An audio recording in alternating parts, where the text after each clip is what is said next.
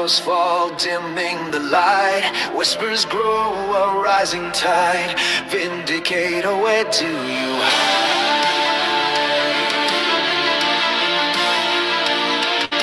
Steel is over, heart ablaze. Through smoky haze, he sets his gaze. Justice calls a burning need.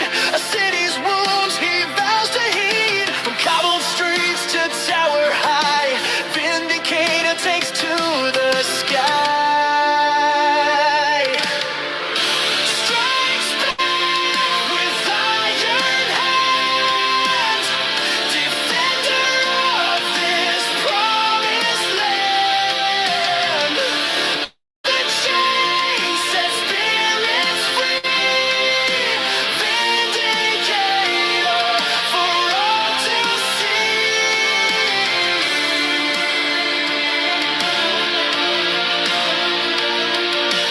Whispers turn to thunderous roar as shadows creep. He slams the door on tyranny's cruel, grasping hand. He fights for freedom, takes a stand with courage born of darkest night. He ignites hope, a guiding light. Strikes back with iron hands, defender of this promised land. Breaks the chain, sets spirits free. Vindicator for all to see. Though battles rage and darkness reigns, hope's ember burns within his veins. He'll never yield, he'll never fall. He answers freedom's clarion call. Strikes back with iron hand, defender of this promised land. The chain sets spirits free. Vindicator for all to see. A symbol etched against the moon. Vindicator rising soon.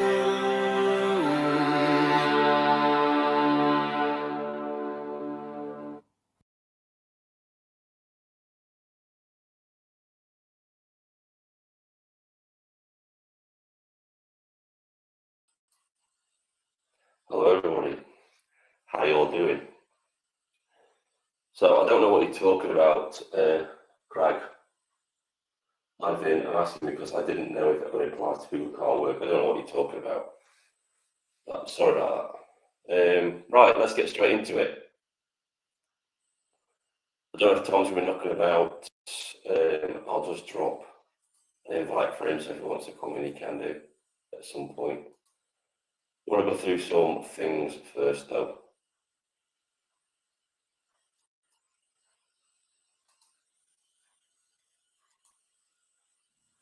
Can't listen to those yet, but I'll just drop he sent me some voice messages, but I can't listen to them yet. Here we go. If he wants to come in, he can come in. Right. Let's just get straight down to this today.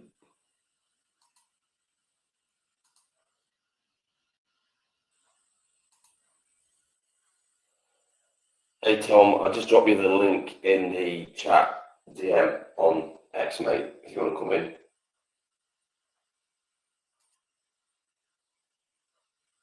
I don't want to share that, do I?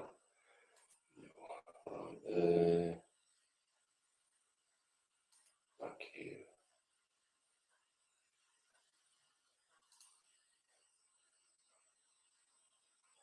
Got some interesting things to talk about today. So first up is this.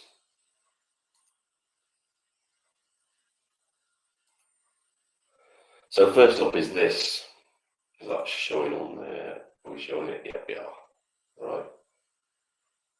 So the first thing is this here. Britain is broken. This is from Britain is broken. Breaking news. MI5 boss issues chilling statement saying The UK needs to defend itself against threats from China. So Ken Callum, whatever it is it Callum? It's Ken McCullum, say that. Also revealed that MI5 intervened against a state threat from China in the past week. China is a threat to our national security. Be interesting to know what that threat was, but I guess we'll never know about that. Be interesting, but this is who Keir Starmer is in bed with. This is who David Lammy and Angela Rayner lobbied for, to have a super embassy in London. So it kind of shows you where their loyalties lie regarding this country. They are treasonous. They are traitors to this country. All of them are traitors to this country.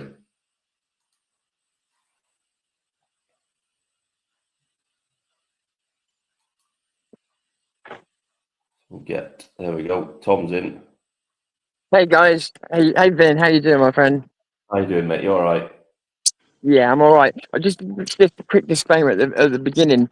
My mum's birthday today. I'm just going over there now, so I don't know how long I've got, but I'll try and give you as much time as I got.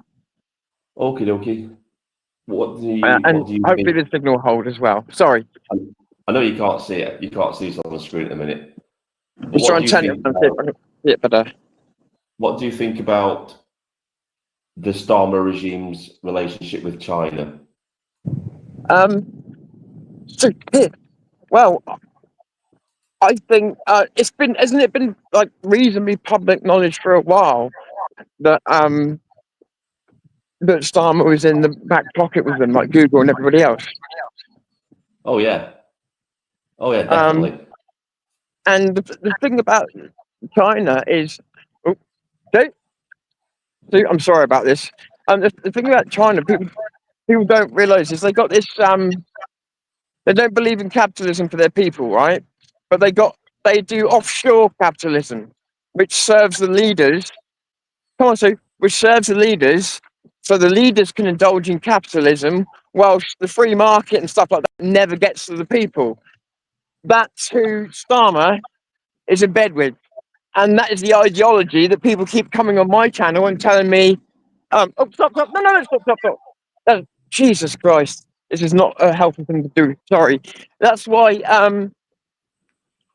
Starmer endorsing all this stuff, and people coming onto my channel, and I'm saying fascism and communism should have been left in the 20th century, and people are sticking up for this guy and this ideology. I'm finding it incredible to believe.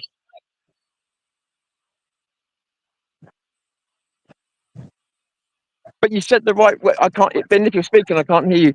You said the right words a minute ago. I just heard when I came on when you said traitors and treason.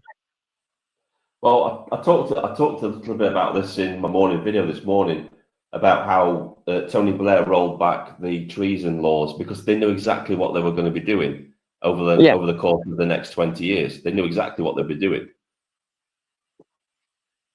So, can I ask you? I asked you a question on X private message, and I may make myself sound really, really stupid because it is just something that out of left field. But with Donald Trump making this offer, and I'm sorry, I'm not taking this off subject. We'll get straight back to it. But with Donald Trump making this offer, I'm not saying that he's not doing it for the reasons that he says. But do you also think there's any chance he's doing it because he knows?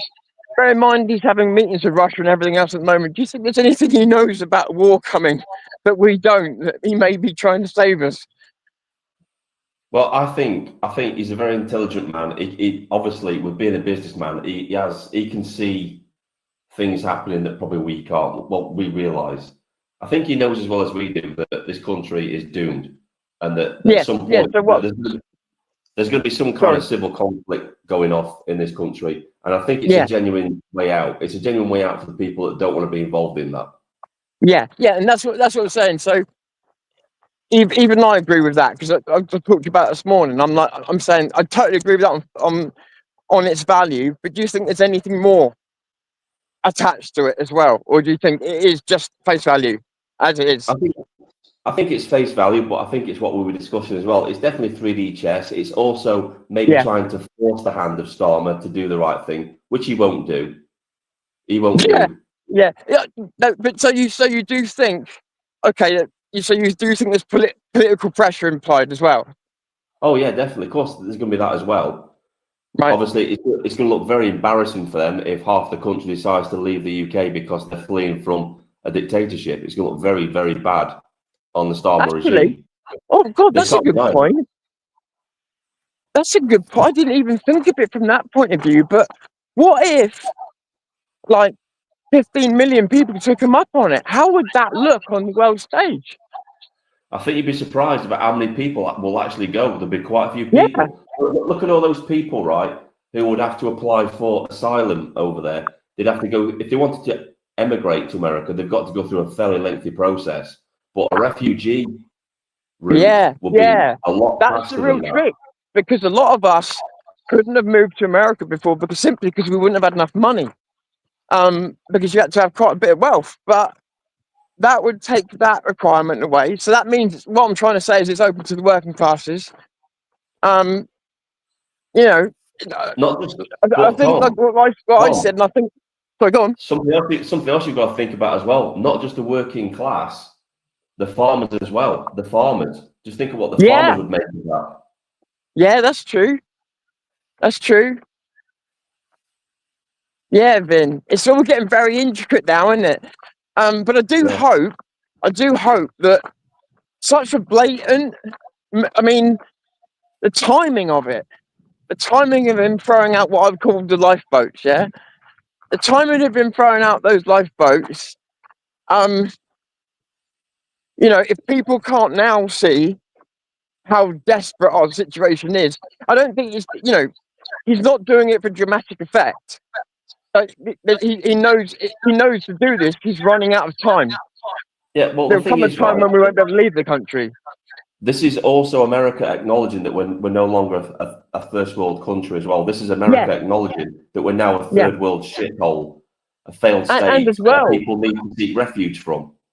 yes, yeah, and had we have slipped into it by our own politics, I think he would have let us. I think America would have let us to it, but it's via invasion and traitorous actions that's happened, and I think that's why he's trying to help us because And, we've and the been thing, invaded. and the thing is, Tom, right? While the hell goes to hell and back, this country goes to hell and back, we've still got the right wing political commentators on YouTube just pretending like nothing's happened. Yeah, what's going Everything's going to be on? fine. Everything's going to be fine, apparently. They're talking about who's going to be the best one to win in the 2029 general election, when it looks like Starmer is once again going to be suspending the council elections next year again. I mean, is that definite now? That's definite now. Yeah, definite. Yeah, he's suspending the elections again. So it's obvious what they're up to. And don't forget, this isn't just Labour that are approving of this. This is the Conservatives as well, because they know they're going to lose big in these elections. Yeah, because they're both the state parties. They're going to lose big. They know it. So it's what we all thought. It's the Uni Party. They're the same thing. I mean, Yeah, you can't really call the Conservatives right wing anymore. They're left wing. They're all left wing yeah, because they've been left wing. Sorry. Yeah, they got taken over by the Liberal left in the Conservative Party a long time ago, and they're nothing Yeah, like they've what been. Yeah, that's true. They've been they're. left wing for years. It's the same. It's the same as the way the left invaded the church and other places. Yeah. So we haven't. That's why we haven't even got an opposition party. That's why they're pretty much silent, or it's just pantomime in Parliament. They're not holding them to Yeah, account as they should be. yeah. Sky News pantomime. That's all it is. Yeah. So I was thinking about it earlier, Tom, and I was like thinking, what a mess this country is in politically. We've got no hope politically. It's just an absolute dumpster fire. I think that's why I was struggling talking to you this morning, because it's now become so intricate and messed up. It's really hard to wrap your head around all the parts of it. And the more real it gets, and the closer we get to, unfortunately, the Big Bang, whatever shape that takes, the more you can see how complicated, and the more you can see how this isn't going to end as simply as anybody thinks. No, and it's what's really annoying me at the minute is that the people who should be talking out about this on. Instead, they're going on about political polls. Oh, look at reform. Look at how far ahead in reform are on these political polls. Honestly, it's 4 years from the fucking election. Exactly. Nobody in It their means right mind. nothing.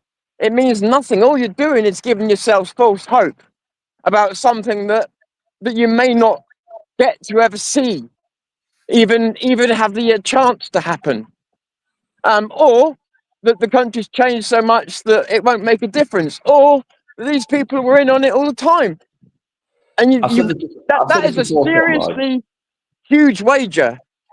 I've said this before, Tom. If you really want to find out who's going to be in Parliament, you wait a week before the election and you look at who people are betting on in the betting shop. That's who you look at. That's what you look at.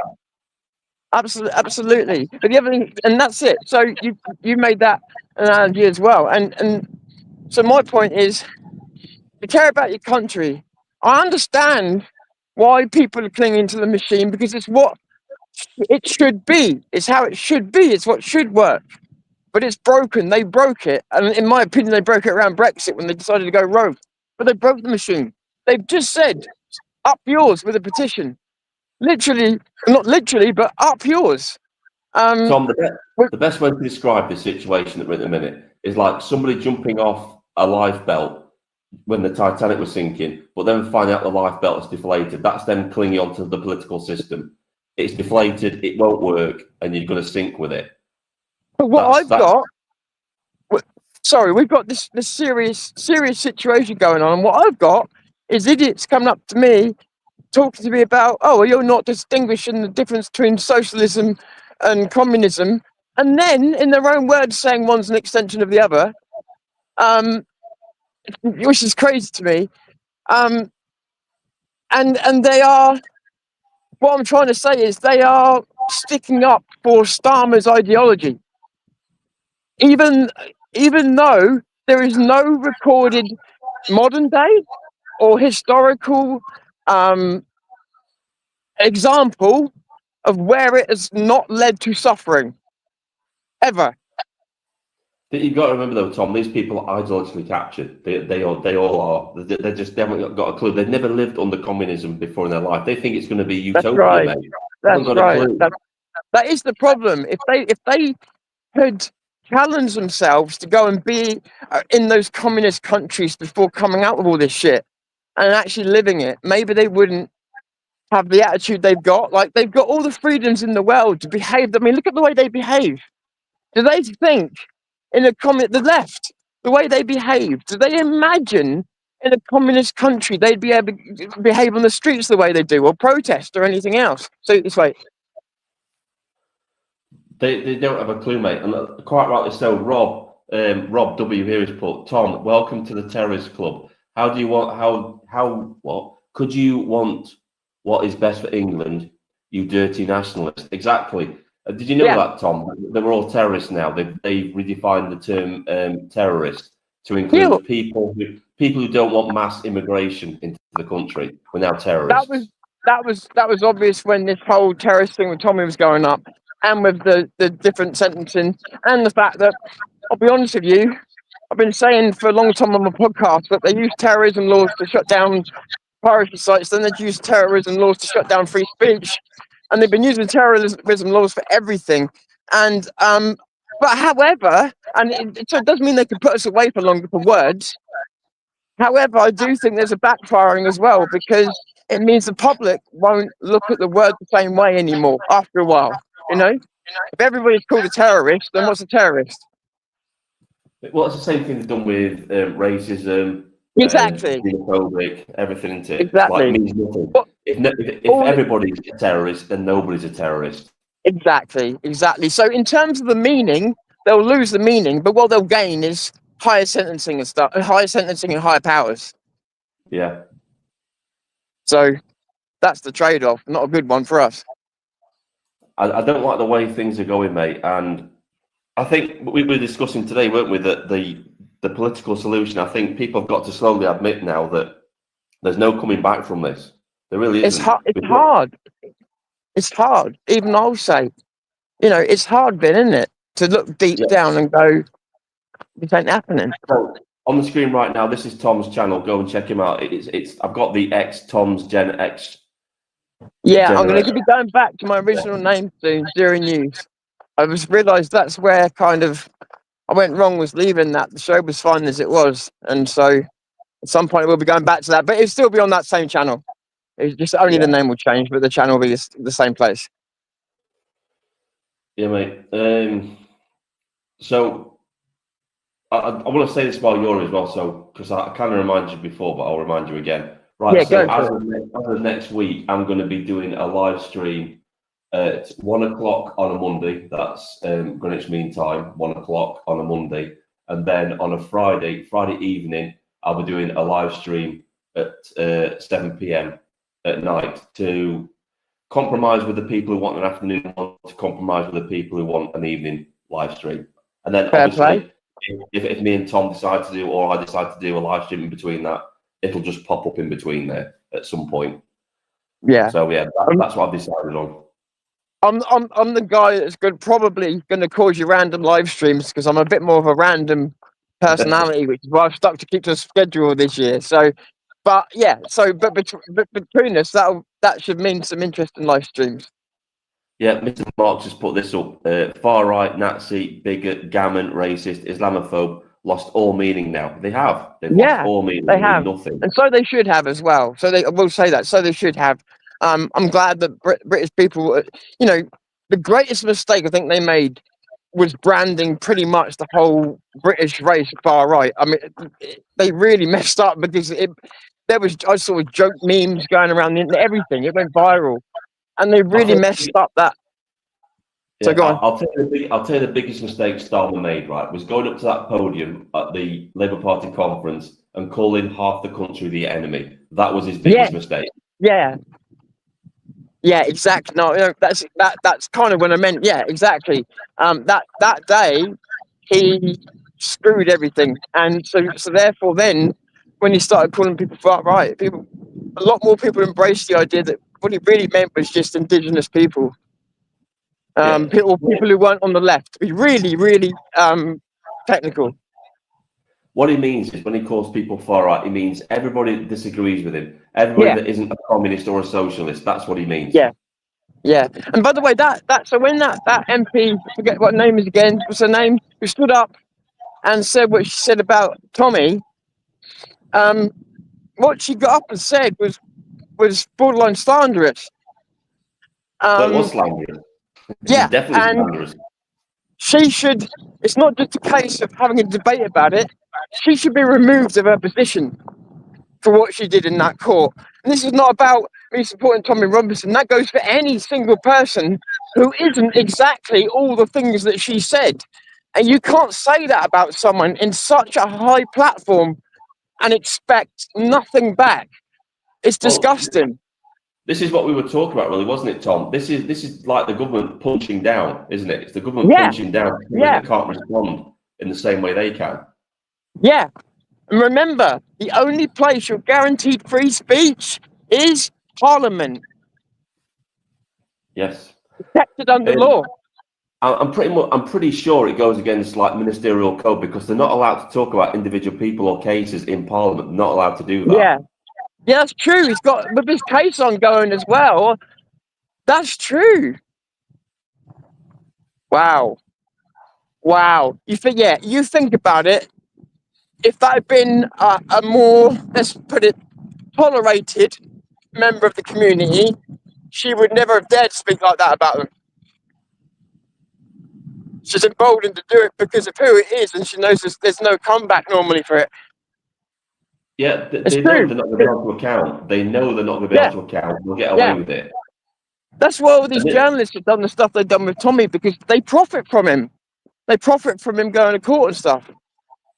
And this is the issue that we were raising today when we were talking privately.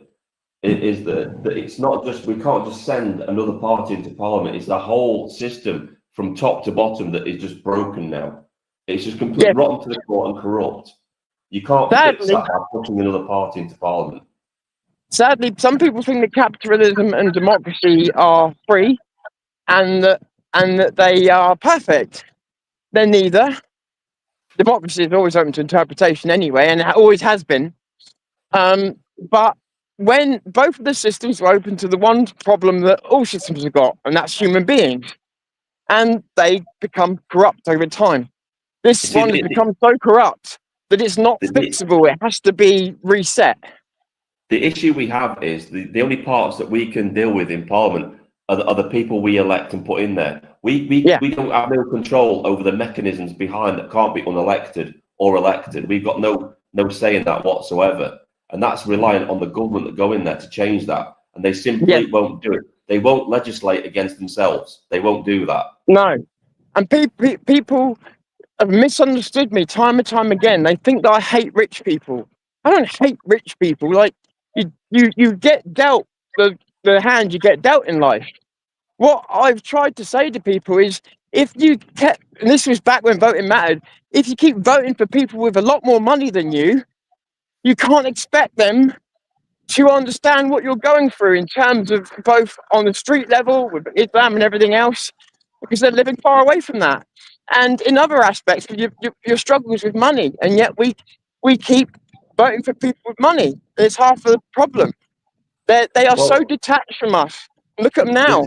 This is why I suggested that the House of Lords be reconfigured. So the House of Commons is like the unemotional side of the government. That's the unemotional side of the government where the laws are made and decisions are made in there. But we also need a moral house that oversees them to make sure the things they're doing are moral and right for the people of this country.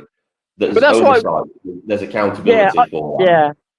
I think really that's what the House of Lords should be doing. I think that's what it should be solely repurposed to doing. Is to be the moral conscience of the House of Commons. Yeah, absolutely. I'd agree with that, Mr. Mark, as well. Career politicians shouldn't be a thing. No, they should have 2 terms. They should have 2 terms in office, and that's it. You're done. You're out. You're gone. Absolutely. And as well, I also think that if you look, it's a well-known thing now to get into politics. One of the most used ways and the most accepted ways is through the media, and that is a direct conflict of interest. That should be stopped. That should be stopped. You've got to pick one vocation or the other, not keep sliding back into them. I don't like that. Yeah, I think that when you become an MP, you should be off every board of every company. You shouldn't be on a board of any company. If it's found that you have like influence on a board or company, you're removed.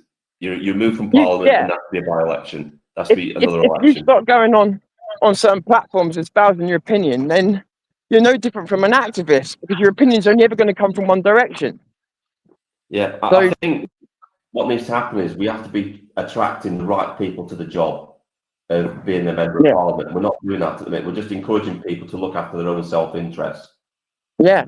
And I feel like with the conversations that me and you have been, I think about them, and I think, again, I just think some people might get the wrong idea and think that secretly, deep down, we're yearning for things to go wrong.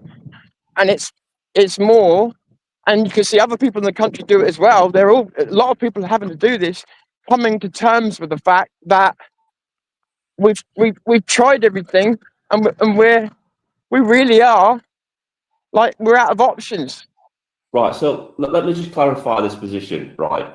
So let me point out the differences. There's a difference between advocating for civil war and acknowledging there's no alternative that it's going to happen. There's a difference. We're not advocating for civil war. We're just saying that it's inevitable at this point because people doing certain things, and it's just coming. We can't do anything about it. It's just going to happen. That's not advocating for civil war. That's just being realistic and acknowledging reality of the course of action or the path that we're on right now. It is our opinion, happy to be proved wrong. Yeah, I think all the evidence is actually on our side, though, Tom, with the way things are going. Because I agree. The government isn't listening to anybody. It's just doing whatever it wants to do. It doesn't care. Yeah. Prove that with petitions. If it really wanted to take note of the people, it would have responded to those petitions in a more positive way. It didn't. It's just going to keep doing what it wants to do. It's got progressively worse the way it's responding to its own people, signalling intent, whereas previous governments, left or right, would always show some kind of contrition, some kind of acknowledgement, even if it's bullshit. But they are not even putting up the pretense. No, this one is just, nah, fuck you, we're doing what we want, we're going to do it. I mean, look at Yeah. the response to the petition. It was, we are going to implement digital ID during this parliament. They Yeah. told it down again. Yeah, they didn't just tell us they weren't going to debate it, they told us what was going to happen. And that petition was one of the fastest growing petitions I've seen. And So it wasn't like it crept over the line.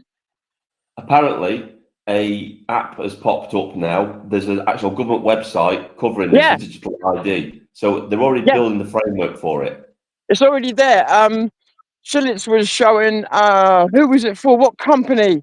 I don't know if it was Apple. No, it wasn't Apple. Damn it. It's on his X. I wish I could tell you because it was quite a big company. And they were basically encouraging you to sign up for digital ID now so you could get access to blah, blah, blah. I can't remember what it was, so I don't want to misquote. One of the big tech companies in America turned it down. I'm not sure which one that was. One of the big tech, and this is now, we're not doing that. It's too authoritarian. It's like, we're not doing that.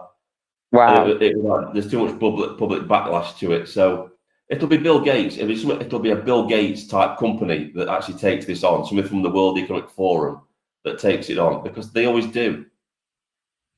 Sorry, something's just jumped in my mind. You know what my mind's like. Digital ID for veterans from today. What's that about? Say that again. Mr. Mark just put digital ID for veterans from today. Okay. I don't know what that's in context of, though. You have to tell me what that is in context. Are you saying they're available? Wow. So it's Steve's here. So for the company owned by the eldest son of Tony Blair, apparently that's not the case, though. I've heard that was something different. That was to do with apprenticeships, that company. Okay. Nothing to do with the digital ID. That's all I've heard anyway. When you look, if you compare this, what's going on now, and compare it to, say, governments of the past, then the one thing about governments of the past is they would talk about big changes, but then they would stop, gauge, and often they would back down with things.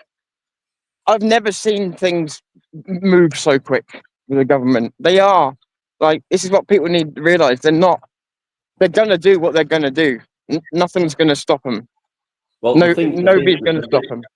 The thing is, Tom, they've got 4 years, but that's not a long time to get everything done. They're rushing everything through to get it done. No, true. Whilst they still have a majority in Parliament, because it's very likely, very soon, they're not going to have that massive majority in Parliament and anymore. Then it'll be gridlocked. Yeah, I agree. Yeah. No, that's true. But other governments might accept defeat, but this government is the first one I've ever seen making this kind of change on this kind of scale in this kind of time, and it means, think about it anyway. What you just said there, right? They know that they're going to lose local elections. They know they're going to potentially be gridlocked in Parliament and lose the ability to just pass this stuff overnight. So they are willing to change as much as they can, not knowing if it's really good or bad. It's almost like blowing up the ship rather than letting somebody else have it. But it's scorched earth, isn't it? They're going scorched earth. Yeah. Thank you. That was the words I was looking for. Yeah. It's like, right, we've got 4 years to wreck the country. We're probably not going to have time to do it, so we'll just do the most disastrous thing we can possibly do to wreck it. Yeah. And they've already done it. They've already run out of money. The economy is going to tank. They know that they can't tax people the way they want to. They can't tax their way out of growth shrinkage, can they? The economy is stopped. No. You can't tax your way out of that. Imagine this. The Conservative Party makes a resurgence that nobody thinks is possible, but I've seen them do it time and time again. And there is an election quicker after local elections, and the Conservatives get back into power.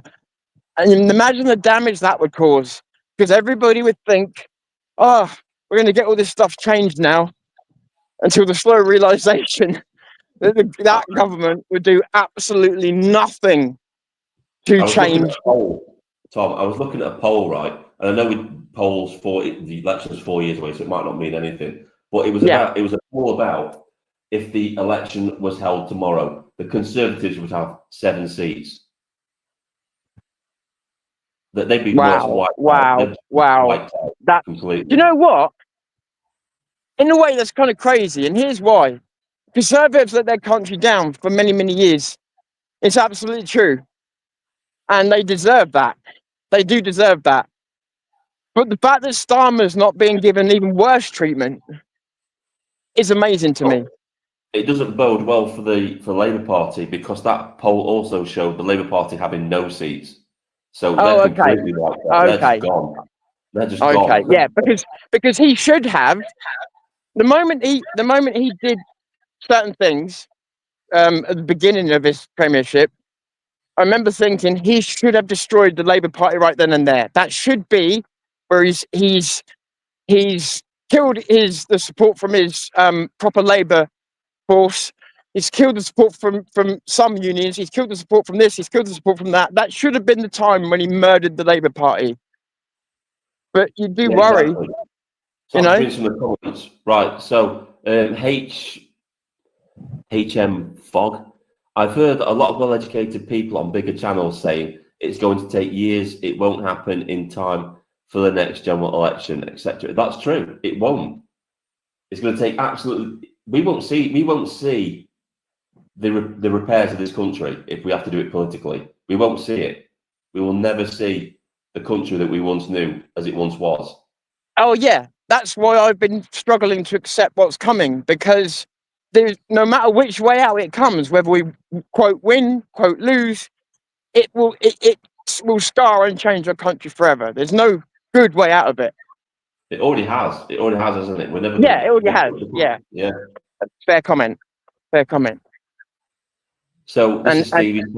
He's saying Ewan Blair company Multiverse is denying that it was in connection with digital ID, but that is mainly being pushed by the BBC misinformation czar Marina Spring. I wonder how close she is to the Blairs. Well, that's a good question, Steve.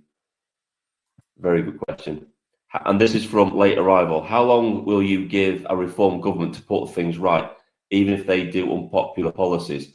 I think you're going to find that reform is going to be very, very disappointing in what they try to do. They're not going to be this wrecking ball that people think they are. They're not. Look at what they've recruited into their ranks. They've recruited the very same people that have wrecked the country. I'm just saying. In order to win, they're going to have to battle courts. There's going to be courts, human rights courts, EU human rights courts, all up against them. And that even if they did want to come in as a wrecking ball, they're going to instantly they're going to be hit with courts, just like they did when they tried to block Brexit, and then you're going to use human rights and everything else to do it. It will take years to untangle that, and that is assuming that under Starmer's current regime, look at the people he's calling racist. Look at the people he's calling terrorist. How long do you think it will be before someone like Nick Tenconi, who said things like, deport them all, I'll get the military and round them up and get them out of the country, which is a reasonable proposition when you realize he's talking about terrorists. Do you think our government will tolerate him for much longer before they try and remove him at the rate that we're going? How many people think that even if Nigel Farage's got the best intentions and he could get past those courts, he'll even be tolerated by Starmer society? I think people are in for a very rude awakening, because people don't think we're like, what, a year and a bit into this term for the Labour Party. It's shocking. It feels like 4 years. It's just going to get worse. People haven't seen half of it yet. I agree. They don't know what's coming. It's going to get a lot worse before it gets any better. And even if it does get better, it won't be. The digital idea in that are only foundations for much bigger ideas. Everybody understands that. But that's true of everything they're doing. So I'm just bringing some of that right with Stephen Ward. Afternoon, Vin and Tom. Just got back from a knee operation. You are the first brothers I'm watching. Stay strong, pals. Thank you, mate. That means a lot. Really does. Cheers, pal. Cheers, pal. That's nice. I don't support reform, but how long will you give the next party, even when they do unpopular policies? Answer the question, Vin, please. I don't know. I'm not the party, am I? I haven't got all the answers. I don't know how long it's going to take them, or even if they will be able to do it.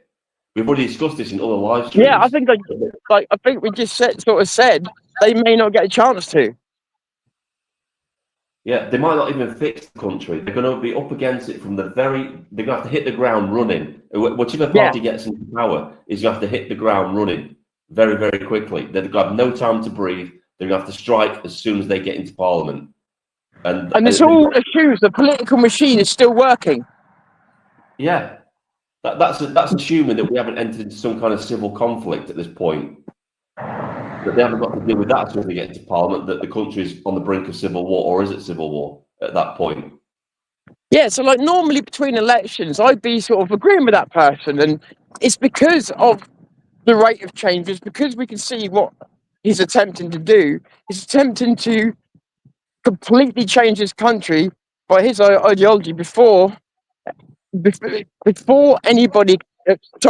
before and to the point of nobody being able to fix it. I don't think people understand, Tom, that how broken the system is. It's, looking from the outside, I'm not looking at the system with rose-tinted glasses like it's some kind of savior, because it's not. It's been broken for decades. Yeah, and that's right. That's right. Unfortunately, that's true. We were discussing earlier. We were saying what would it take to fix the system, and you're looking at 20 years plus to fix the system in its present state. Yeah, or the thing that is, I've got to be careful with the way I word it, because again, I'll be seen as advocating it. Or a lot of people get hurt very quickly and horribly, which is not what I want to see. But that's often how these things pan out. If you look at its history. Let me put it in a different way, right? So we can talk about this from a history point of view. So in history, when a system is this broken and corrupt, usually the only way to fix it is via a revolution. That's what history has dictated in the past. It's gone beyond all able to be repaired it by peaceful means.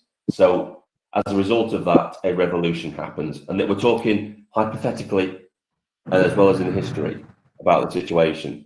So lots of people are coming out and saying now there is no political solution. That's becoming the consensus now. Yeah. There's no political solution to this problem, which scare the shit out of everybody. To be honest with you. Yeah, including me. And bear in mind in the past that many of us as channels were pushing for political solutions, and we still are. But we've had to accept, the same as many people in the country have had to accept, that the window's closing. Right, I want to bring this as well, Tom, right, because I'm not going to mention the person's name, but it was brought up in the comments yesterday that we never offer up any solutions to the things we talk about. Yes, we have. That's We've not offered true. a solution. The solution is a national strike. Do you know what? I got two things to say about that. One is, I get that line of thinking if people aren't providing solutions, but sometimes you've got people who are good at pointing out problems, problem finders, and sometimes you've got problem solvers. What we'll say is, we've been putting the solution before the bloody problem. We've been selling a solution the whole time. And that just shows that in spite of our best efforts, you haven't heard it. Yeah, I think Steve's come up with a good one here, right? So he's talking to a late arrival. This is what Steve has said. If there was in the unlikely circumstances that reform had a majority, I'd give them 2 years before there was another election. Exactly. You know why? Yeah. Because they wouldn't deliver what they promised. There you go. And that's, I think I said something similar on a video this morning, but I said too simplistically, but I said party politics would get in the way. Yeah. And yeah, exactly what Steve said there. Exactly what was my meaning. Yeah. And I couldn't agree more.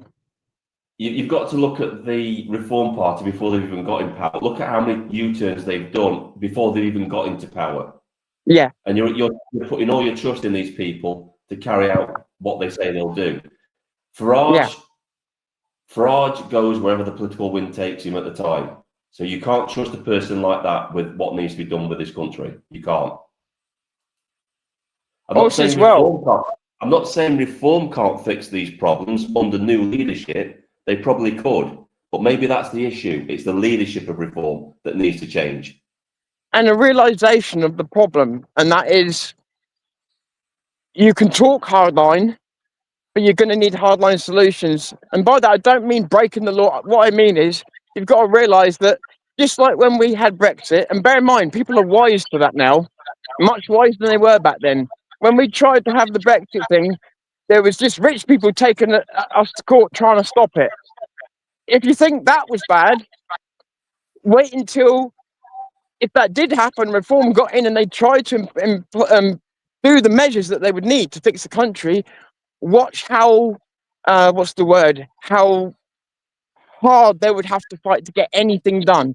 It'd be like when you see the White House and it's in the Senate and it's got 50% Dems, 50% Republicans, and nothing gets done.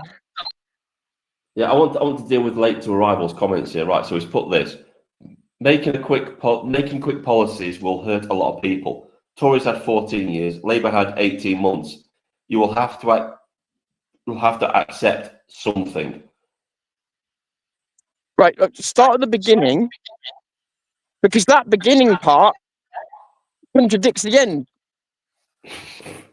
Right, I'll read his next comment. So his next comment says, "You cannot change things overnight. The Tories destroyed us in over 14 years." Yeah, but you're forgetting the fact that before that it was the Labour Party destroying the country. It started in 1997. The downfall. But is he saying you can't change things overnight? Is he saying you can't change things overnight? That's why we need to get a party in that will change things overnight. Yeah. Right, this is another one. This is the next comment. If you can change things for the better in 2 years, I have a bridge I can sew. Right, so it's not because the Reform Party are struggling changing things, it's their willingness to do it. That's what will probably get them unelected in a 2 year and probably cause their government to collapse. It's because they're simply not delivering on what they promised to do. Because they're doing U-turns, they're pandering to the mainstream media so they don't look bad. Basically doing everything that the Uni Party has been doing for the past 14 years. They'll be scared. They'll be scared of getting the battering that Starmer's getting right now. Oh, yeah. They'll be terrified of it. Can you imagine the ego of Nigel Farage if his approval rating went through the floor like Keir Starmer's? He won't be able to cope with that. He'd quit. He'd walk away. He'd walk away from it. Yeah, I think that's what people don't realise as well. I think for me, I said at the beginning, okay, so far I've been proved wrong, but I said I thought Farage would walk away. That doesn't take away the usefulness of the party or anything, but it is a broken promise if he does. He hasn't done it yet, so can't shoot him before he's done anything, but I wouldn't be surprised. I'm going to deal with this guy called Double Dive, right? So he's wrote this comment. You won't get a national strike. There are too many loaded to their eyeballs in debt to lose days' pay to get the sack. My God, it's one of these ones again. It's like, how the hell do you think you'll cope in the Civil War then, mate? How do you think you'll cope in a Civil War? You won't have a job. And how can you lose money if money becomes meaningless? Because if you have a national strike, you basically make money meaningless. I mean, they're assuming you can't lose money. This is what annoys me. They're assuming everything's going to be okay. Have you heard of hyperinflation? Because that's a very real thing that could happen. It's like, do you want to take a chance on downing tools, which is a peaceful option, or do you want to take a chance on fighting your neighbours down the shop for food, or do you want to take the chance of being in a full-scale war with people that are quite happy to hack your head off? I know for me, I personally go for the path of least resistance and go for the shutdown. Well, let me cover this as well, right, from another perspective, right? After the budget, it's very unlikely you'll have much money left to worry about debt. You're going to be in debt anyway. That doesn't matter. You probably won't be able to afford your mortgage because the taxes will be so high. You'll be getting very little from your wages that you won't be able to afford the house that you're living in or rent the house that you're living in anymore. That's the way things are going. You're assuming so much normality, and you're assuming status quo. You're assuming so much continues. You're assuming that money's going to be worth the same thing. You're assuming that money's still even going to exist. All these things, like there's some massive presumptions going on when you have a mad ideology at the helm. Like, and I've never spoken like this in years past. So it's not. I haven't lost my head. It's just an unfortunate and uncomfortable reality that we're all having to face. And, you know, the most honest people have come on here and said, this is a scary conversation. And they're right.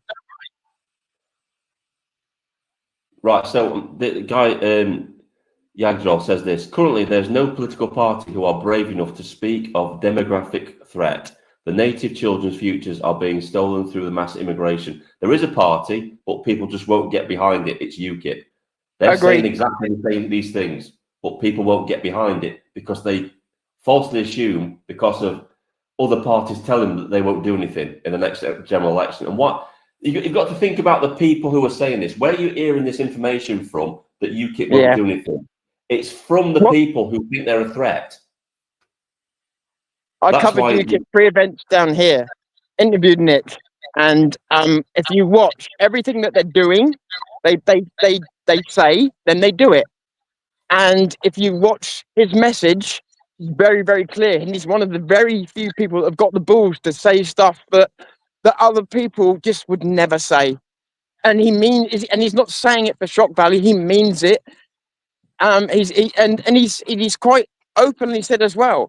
If you're aiding and abetting, if you're on the left, far left, and you are going to fight for these people, as in physically fight for these people, you can be deported too. You can lose your citizenship. That's fine. Right, I'm going to cover this And because I'm with Nick on that. This is the sort of defeatist argument that I hate. Right, so this is from late arrival again. You will not change anything. Big business rules and will have us fighting each other. Only if we let them. Only if we let them. Do you know what, Vin? When I first started the channel, like years ago, before I even came into this scene, 2016, I started doing a thing called Chaos Central. And there was a handicapped lady over the road, and she wasn't getting something she should have been. And I said, well, people should know about this. And our old man was just going, oh, you'll never change anything and blah, blah, blah. Just still defeatist before he'd even heard me out.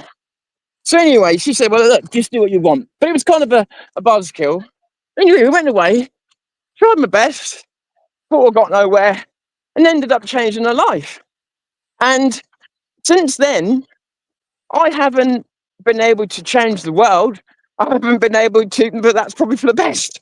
I haven't been able to move mountains, but there's little deeds and bigger deeds that haven't made a difference, have made a difference to certain people. It's meant the world to some people. So I don't get this whole attitude of you never change anything. It's like you never change anything if you have that attitude. Right. Mr. Mark just blew late to the arrival's argument straight out of the water because they assume that the big business have all the power. Well, who feeds the big business? We do. And he says this. He says, it only takes the wagon drivers to stop working. London runs out of food in 4 days. Right. The corporations can't stop that. How will corporations stop that? I've had this conversation with someone the other day. Right, so here's the other thing that people don't realise. If civil war broke out here, it could happen in a lot of other places. If a national shutdown happened here, who knows what that could spark? And I think that people don't realise, like, you're talking about if most businesses aren't functioning, and if most people aren't working, then and the supply chain's interrupted and the fuel's interrupted, then the schools will be interrupted, the economy will come to a halt, money will be just paper or rock. It won't mean anything. For those days, it won't really mean anything. Okay, it might get you some shopping if there's food on the shelves, but other than that, it'll be meaningless. Try and buy gold or anything. Nothing will work. So money will be suspended. The idea, the concept of money and power will be suspended for that day. Like you said, that's the point. At that point, it'll be hyperinflation anyway. So anything on the shelves, you won't be able to buy it anyway because it'll be too expensive. Exactly. Yeah. So it's very. I'll just get to his point, Tom. Right, he's come out with another one. Right, so he's put big business runs the world. Don't fool yourself. Look at how the country is fighting itself. Is this I just hate this sort of attitude, though, that they think we can't do anything against big business or they somehow hold all the power over us. They don't. If all the power was, I tried to tell someone this the other day. If all the power was held by one group of people and they had control of everything, then why would there be a fight going on now? None of this would be a fight. We'd just be ran over. If it was that simple, there'd be no need for all the political palaver we've been through the last 40 years where they pretend to care what we think about. There'd be no need for any of it. The fact of it is, it's blatantly obvious that there's at least two global forces battling with each other. Do you want to know, right? I just want to put it out there, later rival, right? Do you want to know who wins all the battles? Those who believe in it the most. Those who believe it the most will make it happen. And that's the truth. Big businesses can be defeated. They go broke all the time. They go out of business all the time. Massive companies go out of business all the time. The pandemic like showed you that. It's like wars. Just a couple of weeks of the supply chain being shut down, and we saw big companies like Marks and Spencer's struggling to stay afloat, and other big companies.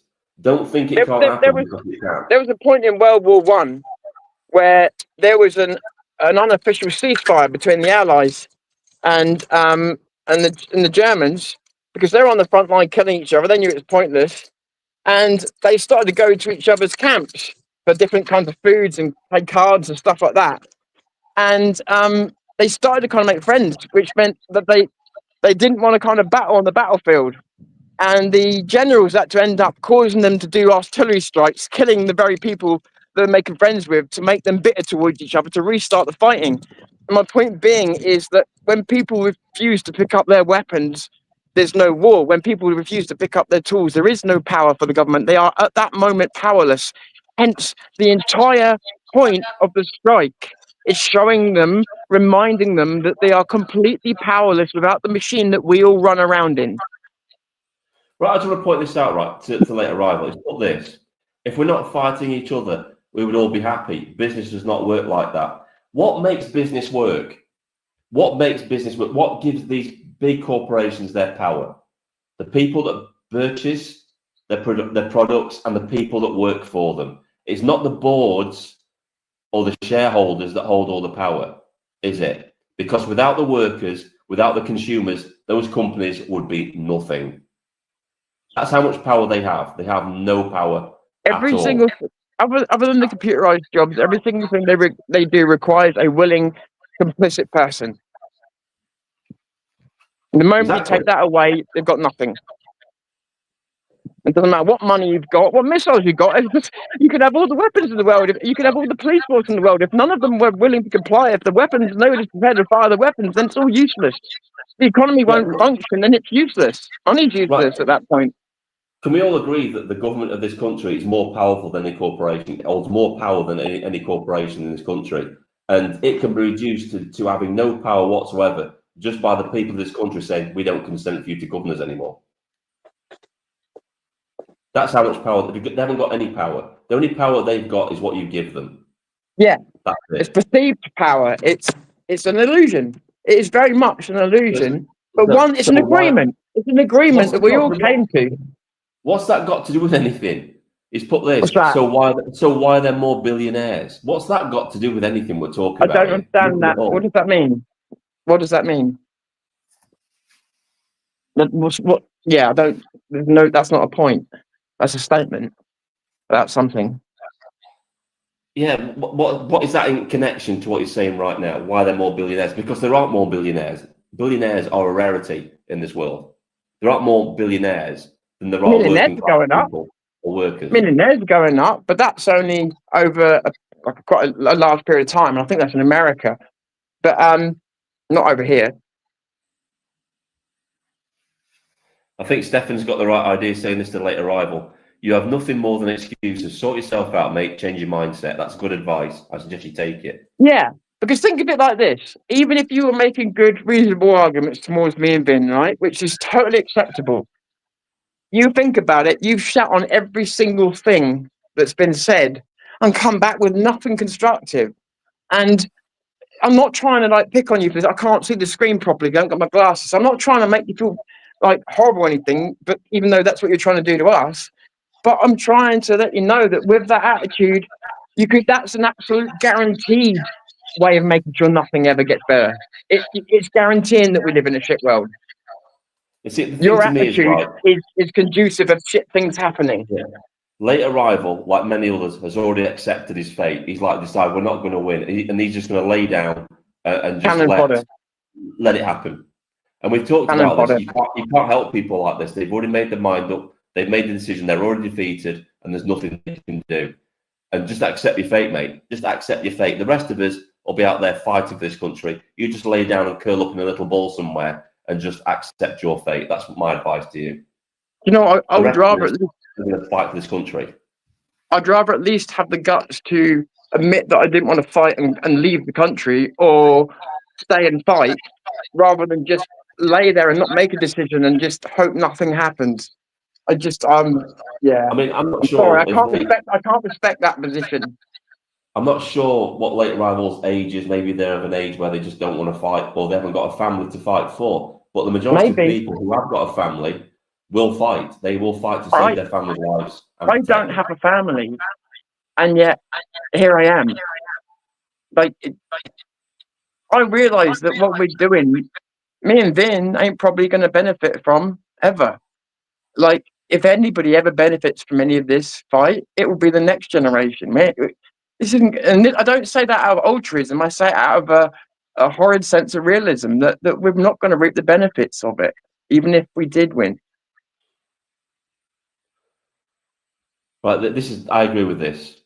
Right, if a civil conflict were ever to break out in the UK due to deep political divisions, it could quickly become a multi-faction struggle. I don't think it's going to be about political. I think it's going to be racial. It's going to be down racial lines in this country, because that's what they're pushing for. That's what all this race-based has been about for decades. The multi-factional struggle is exactly, when I said earlier on about how complicated it's getting, if you've heard what Vin said before, exactly, multi-factional is exactly how many of us see it. It's going to be a lot more complex than people think, and that could also mean much more ugly. Right, so I'll deal with this. Right, so we're saying this as well. We're divided in so many ways that it's unsettling to imagine how people might align themselves. I think you'll find what will happen is it'll be communities forming alliances together. Communities will form together, and then other communities will align together until there's a cohesive group of people. That's what usually happens. It's already happening. Yeah, that's how you'll see things forming. Yeah, I think it's already beginning to happen. And that's why you're seeing that the outbursts you're seeing in certain towns, they're only the outbursts, but it proves that there's also a lot of people in contact in those towns. Stefan's right as well. People do not realise how weak the government really is. They are shit scared of real power, the power of the people. Exactly. And that's the only power they have. Exactly. It's all an illusion. It's not an illusion. It's a gentleman's agreement that we came to, that we realised that, okay, maybe a country needs to be ruled, but we are sovereign. It's a kind of agreement that came, it goes through law, but an agreement that we made. But there's no, for a long time now, there's been no illusion that we're supposed to have the power. That's why we're sovereign. So that they do stuff for us, so that we don't go and remove them. But the thing is, right, we get people all the time, and you've had it yourself, Tom, you know as well as I do. We get people like late arrival come into the comment sections that shit on everybody's ideas in the comment sections, but then don't offer up any solutions of their own. I've got, like Tom said, but he doesn't want solutions. Yeah, I've got no solution. I've got no issues with you disagreeing with what we're saying, but come up with a differing opinion or a differing solution to what we're offering. Don't say it's not going to work and disappear. And I think my problem, Vin, is that I don't think he wants solutions. If you listen to it, I think he's given up completely. Yeah. Because I can't think of another motivation because he's deliberately shitting on stuff without even thinking about it. I don't want to seem like I'm picking on somebody. I can kind of understand that defeatist attitude because they've been so downtrodden on. We don't know what his life's been like or whatever, or how much shit they've had to take. Maybe they've just taken their limit and they think, that's it, I'm done. Right, he's back with the comment. Yeah. Can I just say that I have days where I can be just like him. The only difference is I try and keep it myself because it's just a moment of doubt. But if he's walking around like that all the time, then I actually feel a bit sorry for him.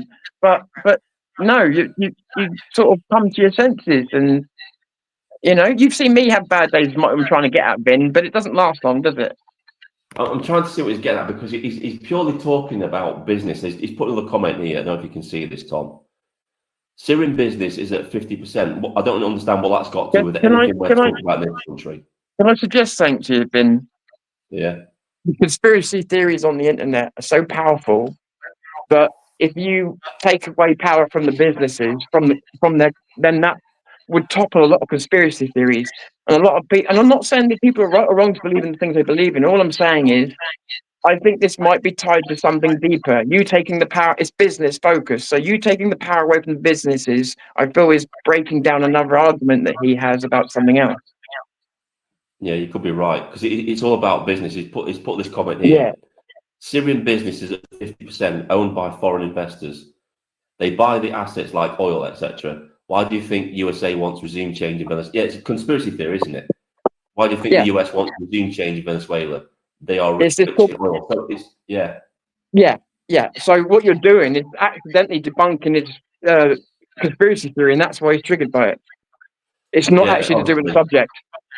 Follow the money. Yeah, you can follow the money anywhere.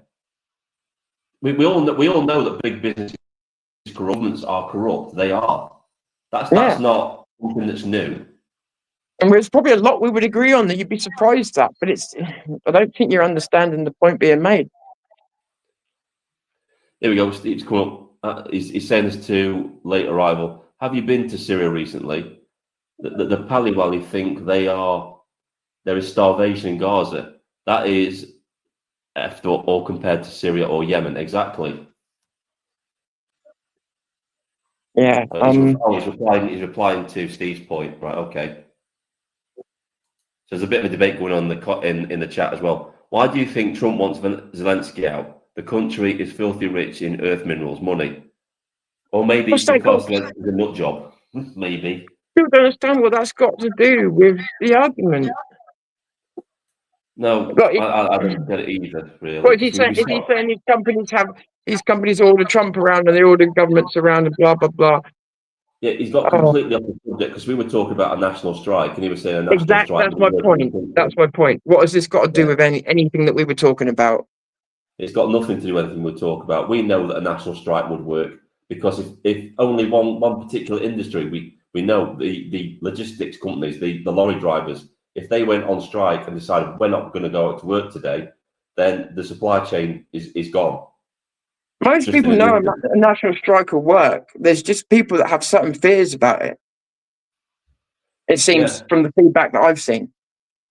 And we can look at other countries to see that national strikes work. Look at France. France do it all the time, and it works. Look at how devastating the fuel strike here was. Had it been completed, it would have been huge. Yeah, I think eventually what you're going to see is the unification of the farmers and the patriot movement. The farmers could block motorways. They could slow move down a motorway, a rolling roadblock, quite easily down the motorway to block certain access. That's true. So don't think it's not impossible, because it isn't. Nothing's impossible if you put your mind to it and you think about it. There are peaceful solutions on the table still, other than going down the path of civil war. We're still not quite past that point of no return yet. We're past the point of no return regarding a political solution, but regarding peaceful civil disobedience type thing solutions, they're still firmly on the table as of yet. Yeah, and that's why we're kind of raising the alarm, doing all this and having these conversations, because we need to be doing all that now before those things are taken off the table too. By doing this, we're not advocating for civil war. We're trying to avert it. We're trying to stop it, or at least halt it so it's not as severe.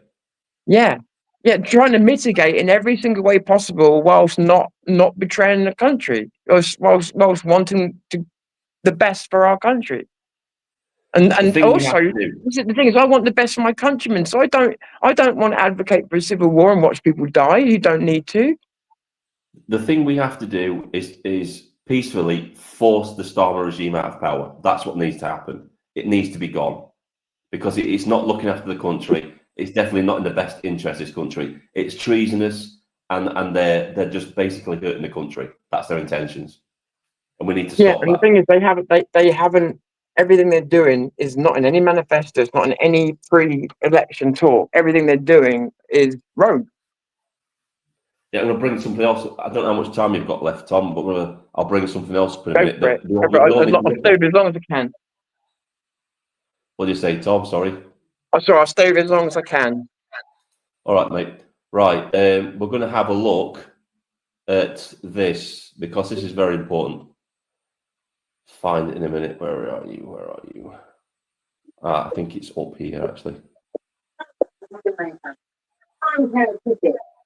Pretty much I wanted you to go and see Richard today. Brilliant. Right. Sorry about that. I just realised copyright. Right, so can you see that on screen? Oh, so I've not shared it yet. Right, I'll share. I forgot I'm not sharing. Right, share.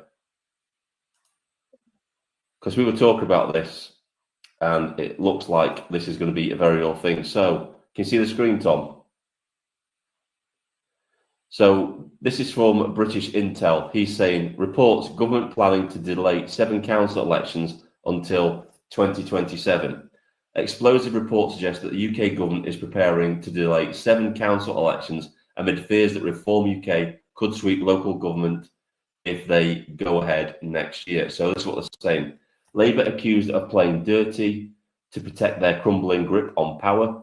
Proposed delay would push elections to 2027. Public outrage growing over what they may see as an attack on democracy. It is an attack on democracy.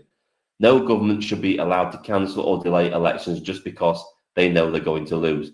This is how democracy dies, quietly, behind closed doors. It's already dead. Democracy is already dead. So what do you think to that, Tom?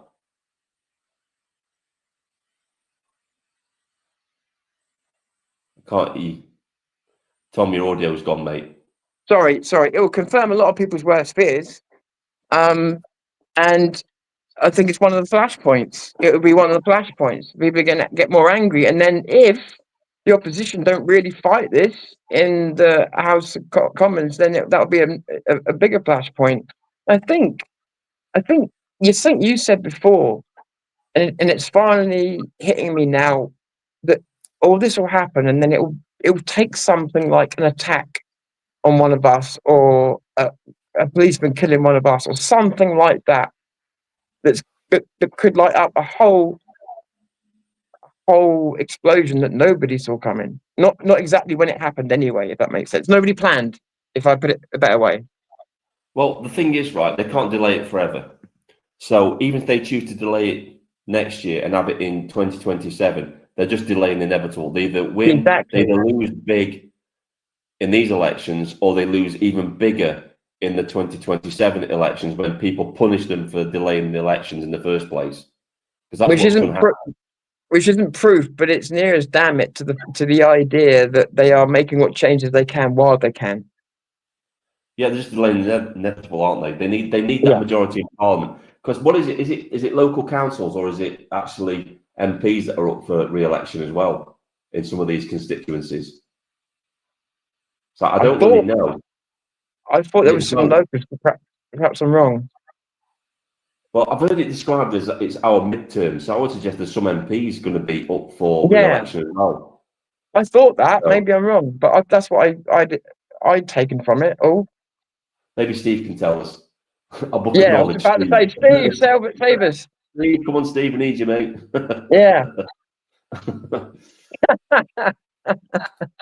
I made a video, and Steve came on and made such a good point on this video. I've actually taken the video down because he nullified, not nullified my arguments, but made me think he's right about everything.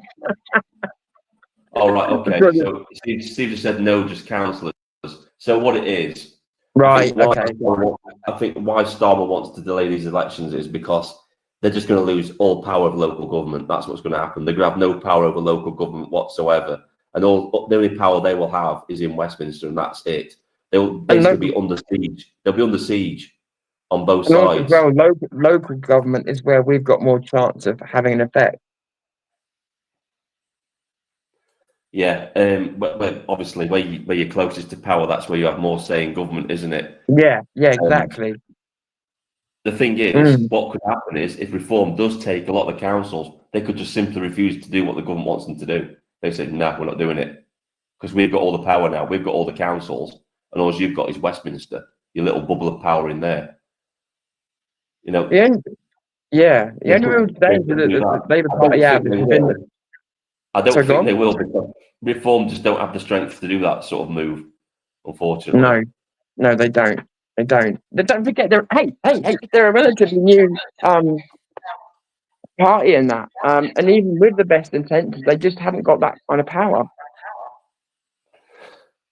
Yeah, but they cancelled them last time as well, Stefan. They cancelled some elections last time as well. So they've done it before. So this is Stefan saying, don't laugh, Tom. Vin, I've been saying this for a while about them cancelling local elections. I'm not going to say anything, Stefan. We had a conversation about this earlier. It's the. I'm going to keep my mouth shut. But I'm not accusing Stefan of that. I'm not accusing Stefan of no, me either. It's just funny. It's just a funny timing. It's just funny because we were talking about it earlier, weren't we, Tom? Yeah.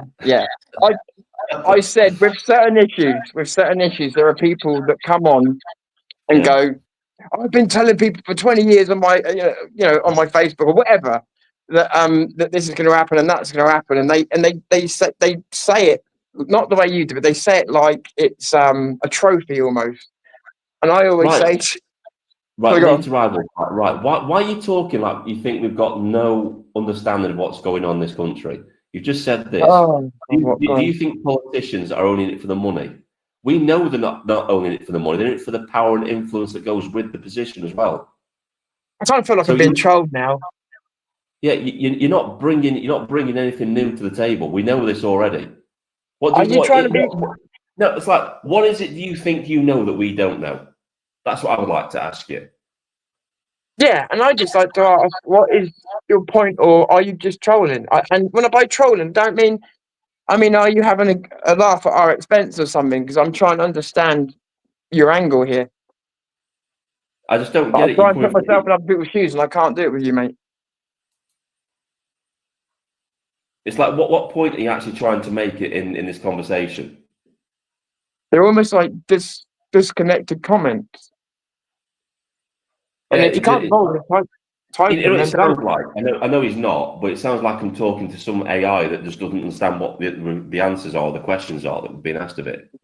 Yeah. That's kind of, it's a bit a bit random in some ways. I don't know. And sometimes you can just watch a YouTube video. It's well produced and it's well polished, but then it's the way that the narrator talks within the video. You realise, you're AI. It's kind of like what this situation is here.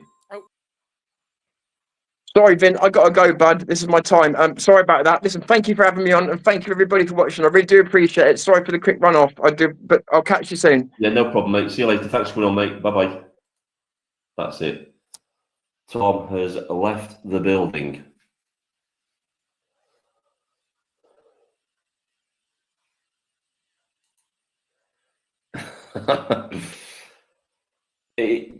We're not trying to make fun of you late to the rival. It's just you're just bouncing around all over the place on different subjects. Every comment from late rival is a question. Seems disruptive. Yeah, I'm thinking that as well.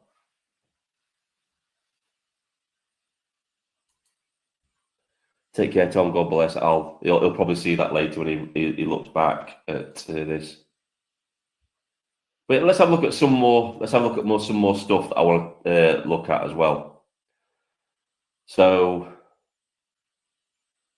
we covered that with Starmer. So obviously we've got to cover this as well. This is from Carl Benjamin. It's actually, is it sharing on the screen? Yeah, right. So he was murdered by Starmer's government. We covered how the state does this here. So if you want to go watch podcast of the Lotus Eaters, you can go and watch that. So let's have a look at what Peter Lloyd has actually said about this. An inquest into the death of Peter Lynch found he felt persecuted by guards at HMP Moorland in Yorkshire. The 61-year-old was found dead hours after being unfairly punished for breaking prison rules. So it does sound like he was being persecuted, doesn't it? A coroner will make a ruling next week. It's probably just going to be death by suicide, isn't it? So sad to see this happen in the UK. RIP, this patriot. and may we always remember him as someone who lost his life due to the corrupt judicial system. Rest in peace, Peter Lynch. Couldn't agree with that more. This muppet here. This man should be tried for his part in the judicial murder of non-violent protester Peter Lynch. Just looks ridiculous, doesn't it? It looks like Doofy, Officer Doofy out of the Scary Movie franchise. Officer Doofy reported for duty. Stupid prick. Yeah, exactly. That's pretty good representation, that there, isn't it? Peter Lynch, R.I.P. The judiciary murdering people. It is a death sentence. If any patriots get put into prison, they're basically playing Russian roulette with their lives, given the fact that prisons are run by jihadis. So if you put in the main population, there's a good chance you're going to get a beating at some point, and maybe even worse. So really, they say we don't have a death sentence in this country. We don't have that sort of thing, and what we actually do. And Peter Lynch is proof of that, unfortunately. Unlawfully killed, yeah. It won't be, but it should be. Yeah, it'll just be death by suicide. That's what it'll be. But yeah, sickens me that.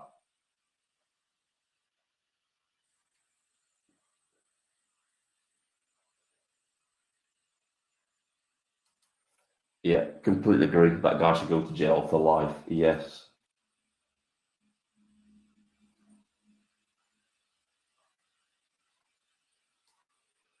Do you think late arrival is a police officer? I don't know. I don't know. Right, I'm going to drop the link in the chat in a bit, and anybody wants to go in can come in. Other than that, I'm going to call the stream because I've got to get ready. I've got things to do. In fact, you know what? I'm not going to do it today because I've got things to do. Tomorrow is going to be a bit different. There's going to be no morning walk video tomorrow because there's going to be special kind of video coming out tomorrow. Can't say what it is, but it'll be coming out tomorrow. So what am I saying? I'm losing my mind. Yes, there is going to be a morning walk video tomorrow. It'll be Sunday where there's no morning walk video.